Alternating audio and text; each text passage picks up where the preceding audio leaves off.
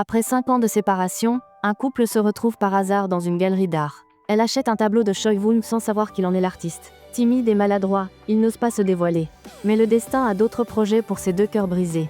Enji entre dans une galerie d'art et est fascinée par une peinture. Soudain, elle est maladroitement bousculée par Choi Woon, un jeune artiste timide et gauche qui tente de se faire discret.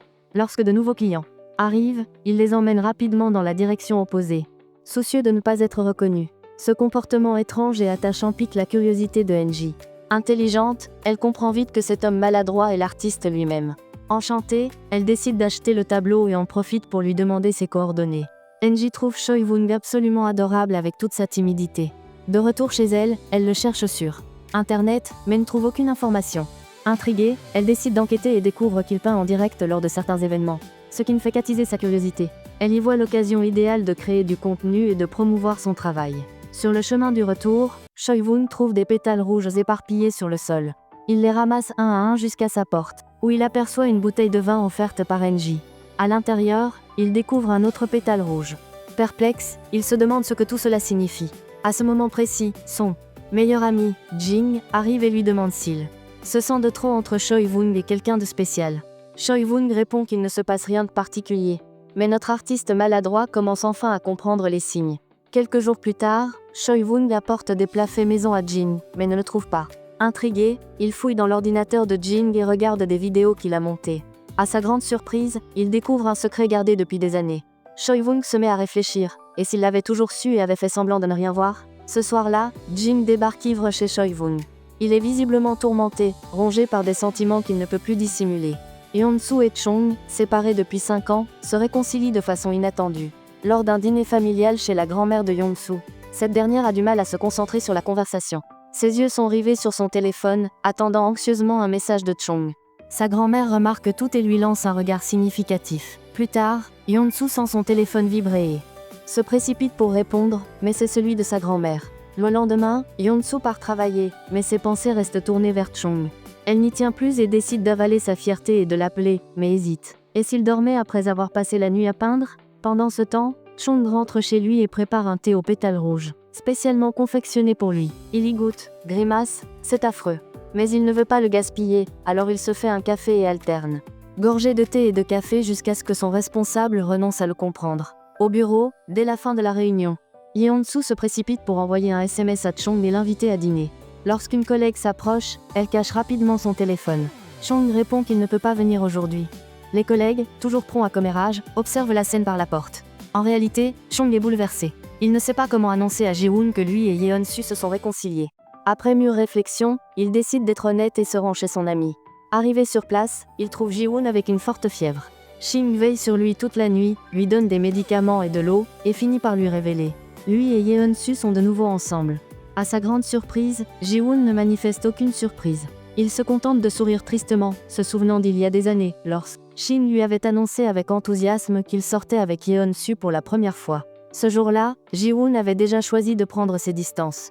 Aujourd'hui, il fait le même choix. Le lendemain matin, Yeon-soo enfile ses chaussettes lorsque Chong l'appelle.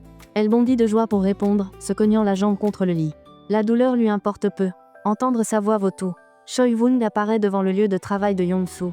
2 hot dogs à la main et du chocolat dans la bouche. Sa préférée, Yeon-soo, s'approche de lui d'un pas nonchalant, arborant son sourire niais. Yeon-soo le serre fort dans ses bras. Elle adore cet amour simple qu'ils construisent. Un jour, Chong arrive en avance pour récupérer Yeon-soo et remarque quelque chose d'inhabituel. Elle porte une tenue totalement différente de son style habituel. Il reste sans voix. Que s'est-il passé? Demande-t-il. Oh, j'ai renversé du jus sur mes vêtements et j'ai dû en racheter. Répond Yeon-soo, mais la vérité est tout autre. Elle a suivi le conseil d'une collègue. Pour pimenter une relation, il faut surprendre sa partenaire. En montant dans la voiture, Yeon-soo lève les jambes avec élégance, comme elle ne l'a jamais fait. Chong ne peut détacher son regard d'elle. En chemin, elle lui adresse un sourire niais, amoureuse. Un jour, Enji se présente chez Chong. Il l'invite à entrer, mais elle refuse. Enji est venue dire au revoir, elle ne sera plus là. Tu sais, je déteste aussi voir une autre femme rôder autour de mon homme, ça m'irrite profondément. Surtout si c'est une femme comme moi. Ça doit être insupportable, non? Dit Enji avec un sourire triste. Avant de partir, elle confie qu'elle a toujours su qu'il aimait encore Yeon-soo. Pendant ce temps, Yeon-soo est chez Jing et regarde le documentaire qu'il a monté. Je-woon l'observe en secret, en silence. La jeune femme qu'il aime depuis 10 ans. Il sait que cet amour ne pourra jamais être révélé. Dans l'histoire de Jeon-su et Chung, il ne sera toujours qu'un simple spectateur. La douleur est insupportable. Ji Ye-woon invente un prétexte pour que Yeon-su parte rapidement. Avant de partir, elle l'invite à dîner avec elle et Chung prochainement. Ji Ye-woon sourit et dit que ce sera difficile. Un soir, Chung attend Yeon-su dans un restaurant, mais elle ne vient pas. Inquiet, il se rend chez elle et la trouve recroquevillée sur le pas de sa porte, en larmes. La grand-mère de Yeon-su a été transportée d'urgence à l'hôpital. À l'hôpital, sa grand-mère lui prend la main et lui dit « Même si je ne suis plus là un jour, tu dois être forte, vivre ta vie, être heureuse avec celui que tu aimes. » Yeon-su pleure à chaudes larmes. Elle a peur que sa vie chaotique, ses problèmes, finissent par éloigner Chung à nouveau. Elle ne supporterait pas de le perdre encore une fois.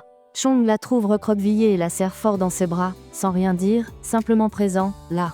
Quelques jours plus tard, Yeon-su invite Chung à la rejoindre dans un restaurant discret. Elle commande une soupe de gâteau de poisson, simple et réconfortante. Il reste silencieux, savourant l'instant, conscient qu'une décision importante se profile.